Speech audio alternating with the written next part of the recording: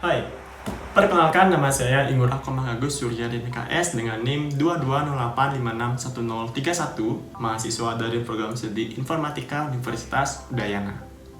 Pada kesempatan kali ini, saya akan melakukan review artikel ilmiah terkait dengan implementasi deep learning, yang dimana artikel ini saya dapatkan di salah satu website publikasi artikel ilmiah. Oke, kita akan langsung lanjut saja ke pokok pembahasan saya. Nah, terkait dengan pokok pembahasan pada kesempatan kali ini yaitu ada 6 poin yang akan saya bahas terkait dengan identitas jurnal, kemudian ada struktur dan bahasa, kemudian terkait dengan sistematika review paper, yang keempat ada analisis kritis, yang kelima ada pendapat pribadi mengenai artikel tersebut, dan yang terakhir yaitu terkait dengan potensi pengembangan. Oke, kita akan langsung lanjut saja ke poin yang pertama terkait dengan identitas jurnal. Nah, terkait dengan jurnal atau artikel yang saya gunakan dalam review kali ini yaitu berjudul A Study of Deep Learning Based Face Recognition Models for Sibling Identification. Nah, jadi artikel ini merupakan artikel internasional yang dimana saya dapatkan di website resmi publikasi artikel yaitu MDPI, yang dimana website MDPI ini merupakan website yang sudah terpercaya untuk melakukan publikasi artikel ilmiah, yang dimana sudah terakreditasi atau terindeks di Scopus, kemudian ada Web of Science, kemudian ada PMC, PubMed, dan juga Medline. Nah, terkait dengan jurnal sensor ini atau artikel ini sudah bervolume 21 dengan isu 5 dengan tanggal publikasi yaitu 27 Juli 2021 dengan penulis Itaguel, Irfan Mahmud, dan juga Hasan Google. Oke, kita langsung lanjut ke poin yang kedua terkait dengan struktur dan bahasa.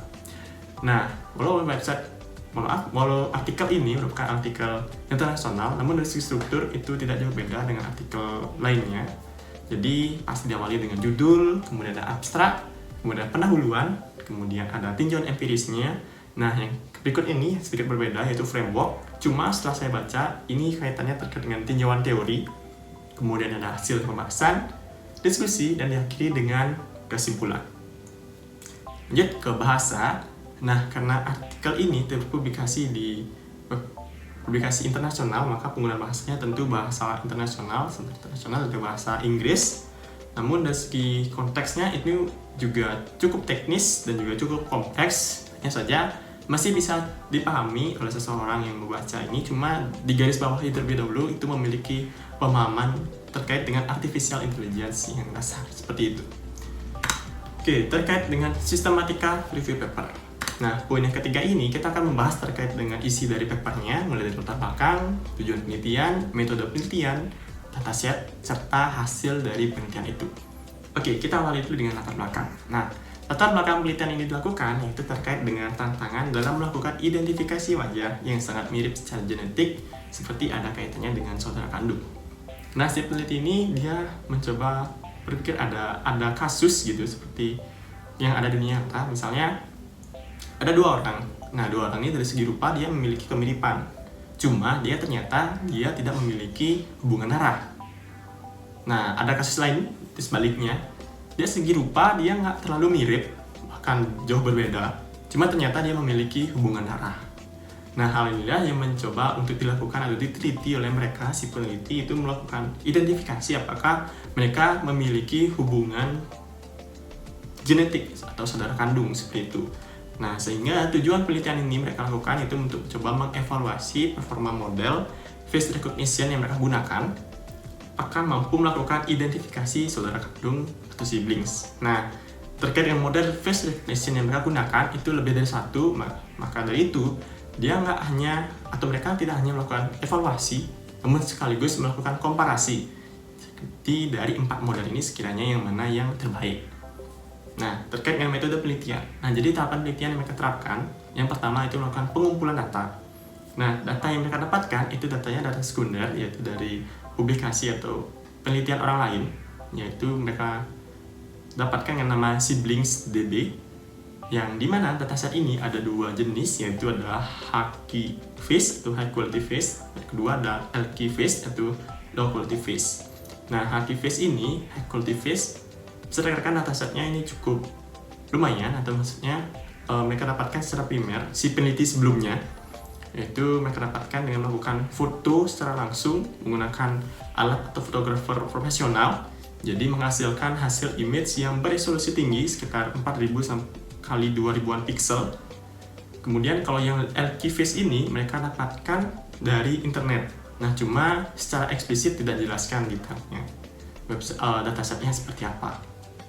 Nah, lanjut ke proses yang kedua, yaitu pre-processing. Jadi di tahap pre-processing ini mereka mencoba untuk melakukan yang namanya resize image. Jadi kan tadi mereka dapatkan gambar yang resolusinya tinggi. Jadi sekarang ketika ingin dimasukkan ke model, nah pasti harus punya ukuran yang sama yang bisa ditangkap oleh modelnya. Jadi mereka melakukan resize image sekitar 224 pixel kali 224 pixel untuk ukuran gambar seperti itu. Nah, selain itu juga di tahap ini mereka juga melakukan cropping. Jadi mereka nggak hanya melakukan deteksi secara muka keseluruhan, jadi mereka melakukan cropping ke dalam 3 dataset yang berbeda. Ada potongan dahi, kemudian ada mata, dan juga hidung. Jadi secara tidak langsung ada 4 jenis dataset yang berbeda. Barulah masuk ke tahap yang ketiga, yaitu ekstraksi fitur, yaitu mereka memasukkan hasil preprocessing tadi ke 4 model yang mereka gunakan, yaitu ada FaceNet, kemudian ada VGGFace, VGG16, dan juga VGG19. Nah, lanjut ke perhitungan kemiripan. Jadi perhitungan kemiripan ini mereka menggunakan 5 rumus sekaligus. Jadi ada quotient similarity, kemudian ada Euclidean distance, Manhattan distance, mean quotient distance, dan juga SSIM atau structure similarity index. Jadi mereka nggak hanya terpaku ke satu rumus saja, jadi mereka langsung menggunakan 5 rumus sekaligus. Dan ya seperti yang tadi disampaikan, dengan tujuannya itu sekaligus melakukan komparasi yang mana yang paling pas atau akurat seperti itu. Nah, barulah masuk ke tahap yang kelima, yaitu klasifikasi. Jadi dari tingkat kemiripan tertentu mereka memiliki threshold, yang dimana dari threshold ini akan dihasilkan 2 output yang berbeda. Apakah si hasil image tadi itu same atau ada kaitan dengan hubungan darah atau saudara kandung, atau different atau tidak ada ikatan saudara kandung. Nah, barulah di tahap evaluasi mereka melakukan perhitungan dari segi confusion matrix, yaitu dari perhitungan presisi, akurasi, dan misclassification rate-nya. Oke, kita akan langsung masuk saja ke hasil penelitiannya.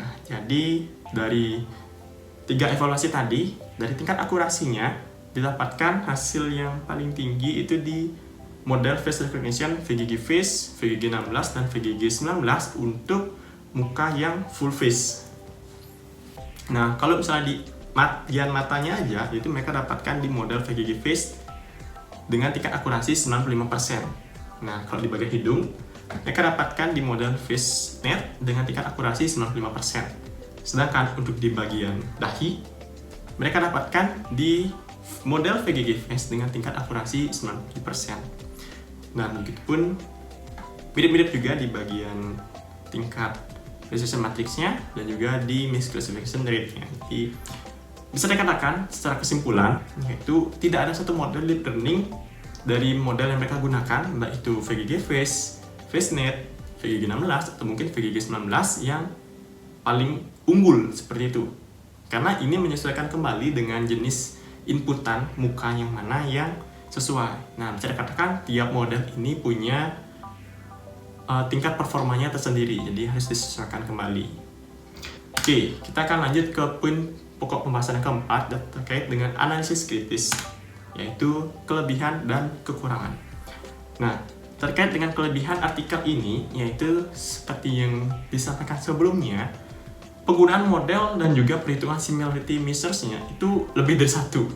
Jadi mereka nggak hanya terpaku ke dalam satu rumus saja, mereka nggak hanya terpaku di satu model saja, jadi mereka sekaligus melakukan komparasi atau perbandingan. Dengan 4 model tadi, mereka sekaligus mengecek, oh ternyata tingkat akurasi yang paling cocok itu dengan inputan A, yaitu yang ini. Nah, begitupun dengan similarity measures-nya, yaitu menghitung pendekatan atau tingkat kedekatannya dengan rumus tertentu. Kemudian yang kedua terkait dengan penggunaan dataset-nya. Nah, seperti yang kita ketahui, face recognition itu kan langsung menggunakan satu muka keseluruhan. Cuma mereka sekaligus membuat datasetnya dengan 3 varian yang berbeda. Jadi mereka potong di bagian dahinya, mereka potong di bagian matanya, dan juga di bagian hidungnya. Jadi bisa dikatakan datasetnya agak sedikit variasi seperti itu. Dan juga yang ketiga terkait dengan penyajian visualnya. Jadi dari segi visual, hasil yang mereka cantumkan itu tidak hanya berupa teks saja, ada artikel pada umumnya. Jadi mereka juga menyajikannya ke dalam bentuk grafik dan juga tabel seperti itu. Nah, cuma dari kelebihan ini mereka juga memiliki kekurangan, yang dimana yang pertama, bisa dikatakan si peneliti itu tidak menjelaskan secara eksplisit bahwa tidak ada pembagian alternatif dan tanda uji. Nah, memang dari model-model face recognition yang mereka gunakan itu menggunakan model yang sudah pre-trained atau mereka katakan sebagai model yang sudah terlatih. Hanya saja dalam kondisi tertentu, model-model pre-trained ini kan bisa dikatakan akan menjadi overfit karena model ini sudah terlatih dan sudah disesuaikan dengan kasus sebelumnya. Jadi seharusnya mesti dilakukan yang namanya head tuning model terlebih dahulu sehingga si model ini bisa lebih terlatih lagi dengan kasus yang baru sesuai dengan kasus yang kita inginkan seperti itu. Jadi meminimalisir yang ada terjadinya overfitting seperti itu. Kemudian terkait dengan dataset. Nah, tadi kan memang variasi datasetnya udah cukup bagus terkait dengan bagian wajah-wajah tertentu. Cuma seperti yang tadi didapatkan oleh si peneliti itu masih yang high resolution, jadi masih yang jernih dalam kondisi yang masih bisa dilihat dari segi muka. Nah, alangkah baiknya variasi datasetnya juga ditambahkan dengan yang low brightness atau mungkin sedangkan yang agak sedikit noisy, jadi real lah dari segi dunia nyata gitu. Jadi bisa dikatakan ada deteksinya di permasalahan-permasalahan yang sekiranya akan dihadapkan di dunia nyata seperti itu. Oke, kemudian poin yang kelima terkait dengan pendapat pribadi. Nah, mungkin sendiri sedikit panjang, nah singkat saja. Jadi terkait dengan pendapat saya selaku reviewer terkait dengan artikel 5 ini, itu sudah sangat baik dari segi implementasi dari metode deep learning, khususnya mereka menggunakan model face recognition untuk melakukan deteksi wajah. Nah, begitupun mereka nggak hanya terpaku pada satu model dan juga satu rumus tertentu untuk melakukan Gaussian similarity measure. Mereka menggunakan lebih dari satu, jadi modelnya ada tadi kan ada 4 model untuk face recognition-nya dan juga ada 5 rumus yang mereka gunakan. Jadi mereka lebih yakin lagi, lebih akurat lagi terkait dengan hasil yang mereka dapatkan. Nah, hanya saja untuk meningkatkan kualitas ini, alangkah baiknya si peneliti itu lebih memvariasikan lagi terkait dengan datasetnya. Begitupun mereka juga tidak hanya terpaku ke dalam model-model yang sudah pre-trained. Jadi alangkah baiknya perlu disesuaikan terlebih dahulu untuk kasus yang mereka ingin coba pecahkan seperti itu. Dan yang terakhir terkait dengan potensi pengembangan. Jadi sekiranya untuk peneliti berikutnya alangkah baiknya untuk melakukan fine tuning model terlebih dahulu, yang walaupun kita ketahui bahwa model yang pre-trained ini sudah bagus, cuma perlu kita sesuaikan kembali lagi terkait dengan kasus yang akan kita hadapi. Begitupun terkait dengan penggunaan datasetnya bisa dilakukan variasi terlebih lagi. Jadi kita coba gabungkan dengan kondisi yang ada di dunia nyata atau permasalahan yang akan ada di dunia nyata sehingga hasil deteksi atau prediksi yang mereka lakukan itu bisa lebih sesuai lagi. Dan yang terakhir terkait dengan implementasi ke dalam suatu perangkat keras. Jadi seperti yang kita ketahui sekarang, handphone sudah pada canggih, sudah ada face recognition-nya seperti yang ada saat ini. Nah, cuma untuk implementasi yang ada terkait dengan deteksi saudara tongkat ini, kita coba implementasikan ke area-area yang sekiranya membutuhkan keamanan berbasis wajah yang lain seperti di area rumah sakit. Jadi kenapa saya sampaikan seperti itu? Jadi semisal nih di area rumah sakit ini hanya memperbolehkan keluarga pasiennya aja. Jadi kan alangkah baiknya yang datang ini dideteksi terlebih dahulu. Oh, ternyata dia mempunyai keterhubungan darah keluarga dengan si pasien. Jadi mereka diizinkan untuk masuk. Selebih dari itu mereka tidak diizinkan. Mampu meningkatkan keamanan untuk mengkontrol kondisi si pasiennya. Seperti itu. Begitupun implementasi di bidang lain seperti di bidang kriminal. Jadi misalnya dia mempunyai hubungan darah dengan si kriminal yang kabur gitu misalnya. Jadi kita coba untuk melakukan identifikasi lebih lanjut dengan saudaranya sehingga mampu menelusuri kemana si pelaku kriminal. Nah, mungkin itu yang dapat saya sampaikan terkait dengan review artikel ilmiah pada kali ini.